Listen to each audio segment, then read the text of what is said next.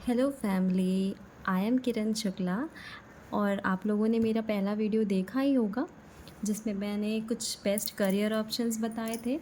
तो आज मेरा ये दूसरा वीडियो है और होप सो कि ये वीडियो भी आपको पसंद आए। एंड या this is the more informative video for the accounts students.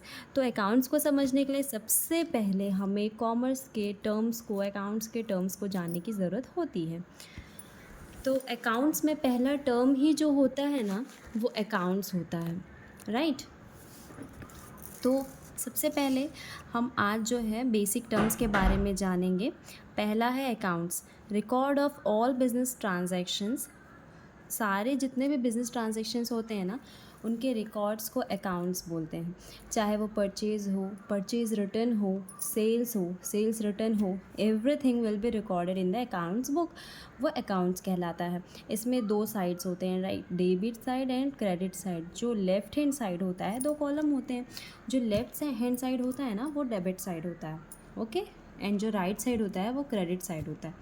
Second one is capital, या फिर उसे ओनर्स इक्विटी भी कहा जाता है। Capital is all about fund, right, money by money. तो अमाउंट इन्वेस्टेड इन बिजनेस, जितना भी आप फंड इन्वेस्ट करेंगे बिजनेस में, वो कहलाएगा capital. Third one is drawing. Drawing का मतलब ये नहीं पेंटिंग, ये सारी चीज़ें नहीं होती हैं। जो अकाउंटेंसी होता है उसमें ड्राइंग का मतलब होता है कोई भी कैश या फिर गुड्स जो कि विड्रॉ किया जाता है बिज़नेस से पर्सनल यूज़ के लिए। अगर जो ओनर है वो पर्सनल यूज़ के लिए कोई कैश या फिर गुड्स को विड्रॉ कर रहा है, वो ड्राइंग कहलाता है। Personal use is important hair, underline it, right. ध्यान रखो, पर्सनल यूज़ के लिए अगर निकाल रहा है तो वो ड्राइंग कहलाएगा। Okay, next one is liability. अगर लाइबिलिटी मैं बेसिक टर्म में बताऊँ आप लोगों को, तो इसका मतलब होता है रिस्पॉन्सिबिलिटी। लाइबिलिटी को हमेशा हमें पे करना पड़ता है अगर हम लाइबिलिटी रख रहे हैं। And the it is of course कि अगर आप बिज़नेस कर रहे हैं तो you have assets and liabilities. Assets मैं आगे बताऊंगी, liability is all about responsibility which we have to pay, जिसे डेट्स भी कहते हैं। तो ये करेंट लाइबिलिटी और नॉन करेंट लाइबिलिटी दो में डिवाइड है, राइट। करेंट लाइबिलिटी में क्या होता है ना कि हमें एक साल में पे करना है एनी हाउ, वो that is current liability. And non current liability is a long term period. हाँ, हम उसे एक साल के बाद भी उसे पे करेंगे, वो नॉन करंट लाइबिलिटी के अंडर आएगा, राइट। स्टूडेंट्स, आप लोगों को जो भी डाउट्स होंगे आप कमेंट में मुझे ज़रूर बताइएगा, तो I will try to find your doubts and clear your doubts, okay. Next one is assets. Assets क्या होते हैं? एसेट्स लक्ष्मी है, Lakshmi valuable resources owned by the business. जितने भी रिसोर्सेज होते हैं जो कि यूज़फुल हैं, किसके लिए? ओनर के लिए, वो असेट्स में आएंगे। ये जो है ना, इसके टैंजिबल, इनटैंजिबल, करंट, फिक्टिशियस, चार एसेट्स होते हैं, ओके। तो first one is tangible. Tangible, which we can touch, we can feel, we can see, that is called tangible assets. Like sofa, fridge, AC, building, all these are the tangible assets जिसे हम देख सकते हैं, सुन सकते हैं, महसूस कर सकते हैं और उसका इस्तेमाल कर सकते हैं, वो tangible assets में आते हैं।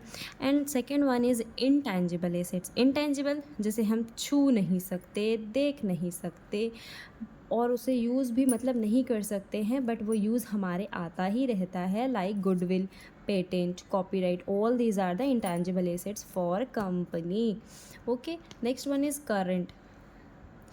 करंट एसेट्स में क्या होता है? जैसे सेल हो गया, अगर हम कोई चीज़ सेल कर रहे हैं तो फिर वो हमारे पास कैश आ रहा है, वो भी करंट एसेट्स में आएगा। कन्वर्जन इनटू कैश, हम कोई चीज़ बेच रहे हैं, लाइक कोई भी मशीनरी है, अब वो हम उसको फिर उसे सेल कर रहे हैं after use of 15 to 20 years in business, we are going to sell that, and वो सेल होके कैश में कन्वर्ट हो गया, राइट। हम वो मशीनरी को बेचे, फिर हमें कैश मिला, तो that is current asset.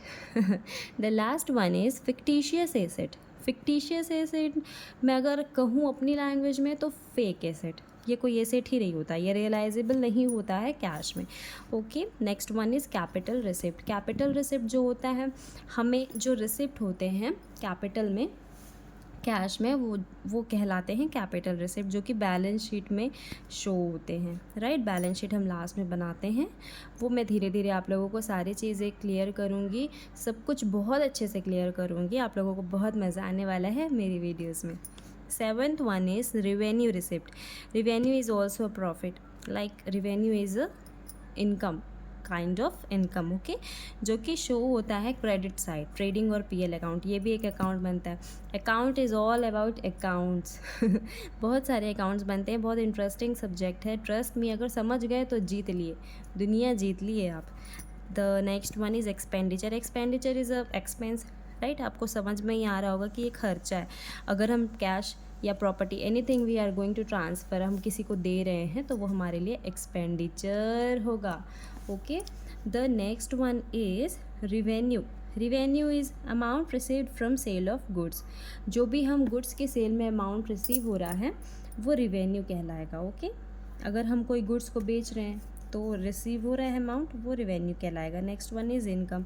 Income is also kind of revenue, like surplus of resources over expenses. पर इनकम का मतलब ये होता है if we are selling anything, like मैं अपनी कार बेच रही हूँ 5 लाख में, ओके, उसे मैंने ख़रीदी थी 4 लाख में, तो मुझे उसके ओवर कितना, 1 लाख, तो मुझे उसके ऊपर 1 लाख रुपए रिसीव हो रहा है, तो वो हमारा इनकम हो गया. Next one is profit. Profit में क्या होगा कि total revenue minus total expenses. जितने भी रिवेन्यू हैं उसमें से हम एक्सपेंस माइनस करेंगे, फिर हमें जो भी रिसीव होगा वो प्रॉफिट कहलाएगा. Next one is loss. जितने भी एक्सपेंसेस हैं अगर वो ज़्यादा हो रहे हैं रिवेन्यू से तो वो लॉस के अंदर आएंगे, राइट. ये सब बेसिक टर्म्स हैं. आई नो कि आप लोगों को इसके बारे में नॉलेज होगा, but I am just clearing my doubt that आप लोगों को सब कुछ पता होना चाहिए फ्रॉम ए टू जेड. तो next one is purchase. Purchase of goods. हम कोई चीज़ परचेज़ कर रहे हैं वो परचेज़ के अंडर आएगा. Purchase return is a new thing I think.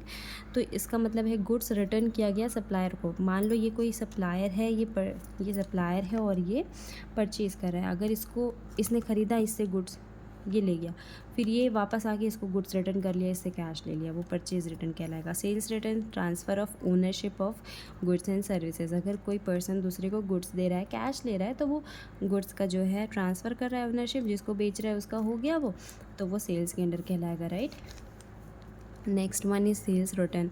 Goods return by customer. जैसे परचेज़ रिटर्न था, अब इसमें क्या होता है कि जब कस्टमर परचेज़ किया और फिर उसे रिटर्न कर रहा है तो वो सेल्स रिटर्न के अंदर आएगा. उसके बाद है स्टॉक.